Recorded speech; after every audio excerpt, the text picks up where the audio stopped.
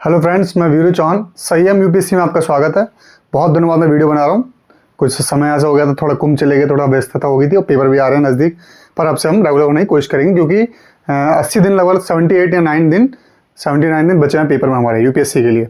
तो हम important video भी डालेंगे और जो मैं तैयारी करता रहूँगा साथ में उसको मैं यहाँ पे देने की पूरी कोशिश करूँगा पीडीएफ के फॉर्म में, और जो इंपॉर्टेंट होगा वो भी देने की कोशिश करूँगा ताकि मैं जो तैयारी कर रहा हूँ उसमें थोड़ा लोगों का योगदान हो जाए। अगर मेरा पेपर क्लियर होता है तो और लोगों को भी थोड़ी उससे मदद मिल जाए। ठीक है, तो इस बार उम्मीद तो ये है कि अच्छा पेपर जाना चाहिए।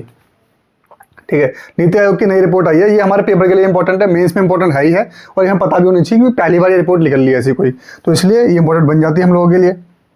तो देखते हैं इसमें क्या बोला गया। नीति आयोग क्या है? एक थिंक टैंक है जो भारत सरकार का थिंक टैंक है कि रिपोर्ट्स निकालता है अपनी और नीति बना के देता है भारत सरकार को कि कैसी कैसी नीति फॉलो होना चाहिए। ठीक है, तो वो एक थिंक टैंक है जो सोचता है। ठीक, तो इसका देखते हैं। भारतीय शिक्षा व्यवस्था आज संक्रमण के दौर से गुजर रही है, जहां गुणवत्तापूर्ण उच्च शिक्षा का विस्तार एक राष्ट्रीय प्राथमिकता बन चुका है। मतलब क्या चाहिए हमें? गुणवत्तापूर्ण शिक्षा चाहिए। मतलब शिक्षा तो मिल ही रही है, ऐसी नहीं है। ठीक है, अब क्या चाहिए हमें? एआई का जमाना आ गया है, एआई वाली शिक्षा चाहिए हमें।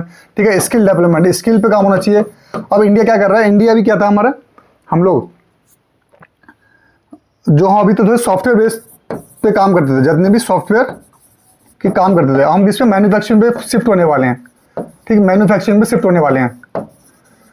अगर हम इस पे शिफ्ट नहीं होंगे तो हम इकोनॉमी बड़ी नहीं बन पाएंगे, क्योंकि मैन्युफैक्चरिंग है जो लोगों को रोजगार भी देता है और इकोनॉमी में बहुत ज़्यादा पैसा भी लेके आता है। ठीक है, तो इकोनॉमी बढ़ाता है इससे, तो इसलिए मैन्युफैक्चरिंग में हमें शिफ्ट होना पड़ेगा। मैन्युफैक्चरिंग में शिफ्ट होंगे तो हमें क्या करना पड़ेगा?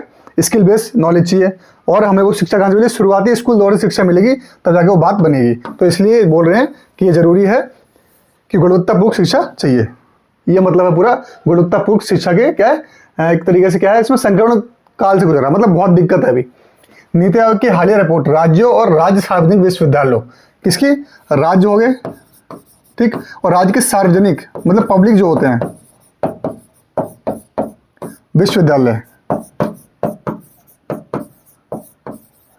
ये इंपॉर्टेंट है स्टेट की तुलना करने में। पहली रिपोर्ट है, पहली बार ऐसी रिपोर्ट निकाली गई है, इसलिए इंपॉर्टेंट भी है।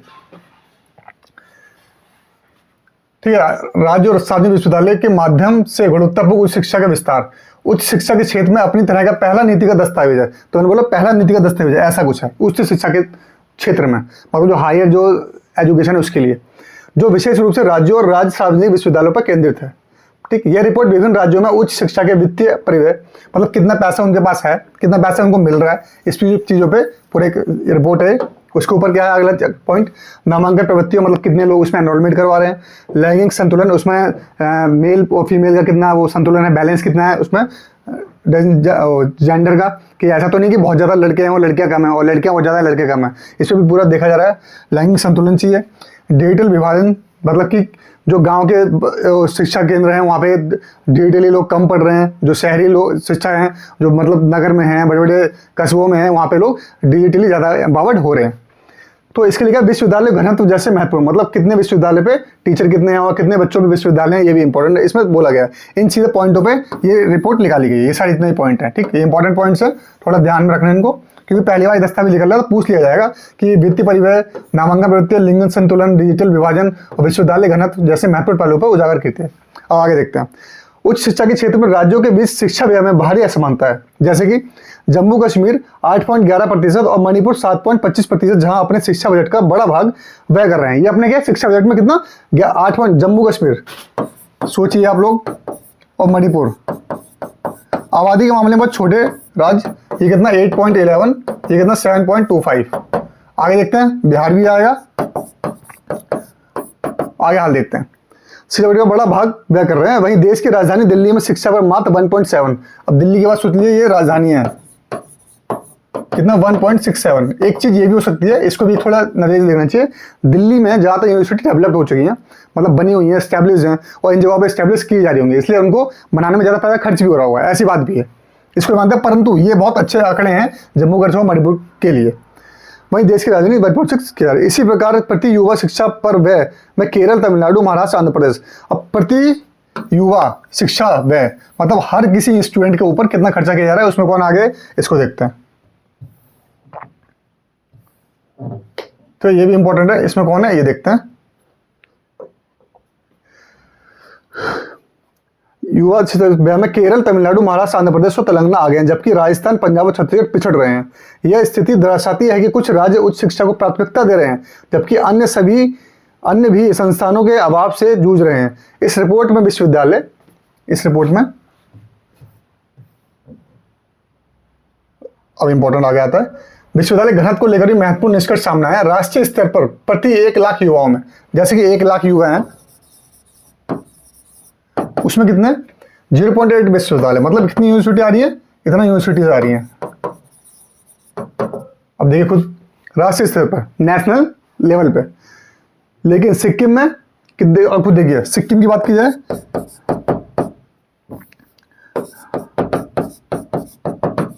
ये आंकड़े बहुत इंपॉर्टेंट जब डालेंगे ना अपने फैक्ट शीट में, जब आंसर राइटिंग में लिखेंगे तो बहुत अच्छे मार्क्स मिलेंगे। 10.3 नेशनल लेवल पे कितना 0.8, एक यूनिवर्सिटी बनी आ रही है 10 लाख बच्चों में। पर सिक्किम में कितना है 10.3, क्योंकि वहाँ आबादी बहुत कम है। अरुणाचल प्रदेश, लद्दाख और हिमाचल प्रदेश में यह आंकड़ा कहीं अधिक है, वहाँ भी अधिक है। दूसरी ओर बिहार में 0.2, ये नेशनल लेवल का है, और बिहार का देखते हैं 0.2, मतलब कि 10 लाख बच्चे बिहार के वो 0 यूनिवर्सिटी को पढ़ाई के लिए वहाँ है। और नेशनल लेवल भी नेशनल लेवल है, ये राष्ट्रीय लेवल है। ठीक, आगे देखते हैं। जो शिक्षा तक पहुंच की गंभीर चुनौती को दर्शाता है। यह स्पष्ट करता है कि राज्यों में शैक्षिक संस्थानों की उपलब्धता असंतुलित है, जिससे छात्रों के लिए उच्च शिक्षा ग्रहण करना कठिन हो जाता है। रिपोर्ट दर्शाती है कि केरल, छत्तीसगढ़ और हिमाचल प्रदेश में महिला नामांकन पुरुषों से अधिक है। सोचिए कितनी बड़ी बात है, ये बहुत बड़ी बात है। अगर देखा जाए अभी तक देश में ये हो जाता था कि महिलाओं की नामांकन कम होते हैं, पर इन राज्यों ने बता दिया, जैसे कि केरला हो गया, हिमाचल प्रदेश हो गया। हिमाचल में वैसे ही मैंने देखा है बहुत एजुकेशन में काम होता है, पहाड़ी क्षेत्र जो लगा पर बहुत मतलब संपन्न राज्य एक तरीके से हो। ठीक है, हिमाचल प्रदेश और छत्तीसगढ़ की आशा थी नहीं किसी को, पर इतना बड़ा काम कर रहा है, मतलब महिलाओं का उसमें नामांकन ज़्यादा, तो बहुत बड़ी बात है। जबकि चंडीगढ़, मिजोरम, अंडमान और निकोबार द्वीप समूह में संतुलित है यहाँ पे, ज़्यादा वो नहीं है। ये आंकड़े संकेत करते हैं कुछ राज्यों में लैंगिक समानता की दिशा में महत्वपूर्ण प्रगति की है, लेकिन कई राज्य अब भी इस लक्ष्य से दूर है। महिलाओं की उच्च शिक्षा में भागीदारी बढ़ाने के लिए संस्थागत स्तर पर नीतिगत हस्तक्षेप आवश्यक है। आर्थिक समस्या, इकोनॉमिक सर्वे 2024-25 के अनुसार शिक्षा पर वार्षिक व्यय 12% बढ़ाकर 9.2 लाख करोड़ कर दिया गया। 12% बढ़ा है तो कितना हो गया 9.2 लाख करोड़। यह दर्शाता है कि सरकार शिक्षा क्षेत्र में प्राथमिकता दे रही है। ये तो है कि प्राथमिकता दे रही है। अब आगे सरकार क्या कर रही है, जो राज्य सरकार है उसके ऊपर भी देखा जाएगा।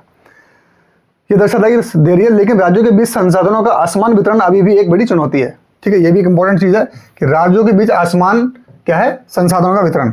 ये चुनौतियों में क्या क्या आएगा, एक तो असमान वितरण, और मतलब जो प्रशासनिक विभाग है उसकी निष्क्रियता, मतलब वो एक्टिव नहीं इतनी ज़्यादा, सरकारों का इतना ज़्यादा एक्टिव ना होना, सरकार का इन्वॉल्व ना होना, शिक्षा के क्षेत्र में सरकार को इतना ना ध्यान देना।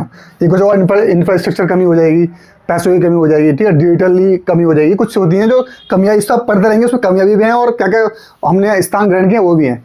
रिपोर्ट यह भी अंकित करती है कि ड्रॉप आउट दरों में कमी आई है। प्राथमिक स्तर पर 1.9%, मतलब प्राइमरी लेवल पे कितना 1.9, ठीक, और माध्यमिक स्तर पर 14.1, सेकेंडरी लेवल पर,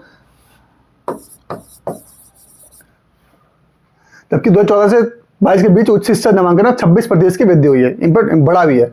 इसके परिणाम स्वरूप सकल नामांकन अनुपात, मतलब GER इसे कहते हैं, GER, ग्रॉस एनरोलमेंट रेशो, ठीक है, इसके परिणाम स्वरूप GER में 28.4% तक पहुंच गया, जिससे 2035 तक 50% तक पहुंचाना, ये इंपॉर्टेंट होगा।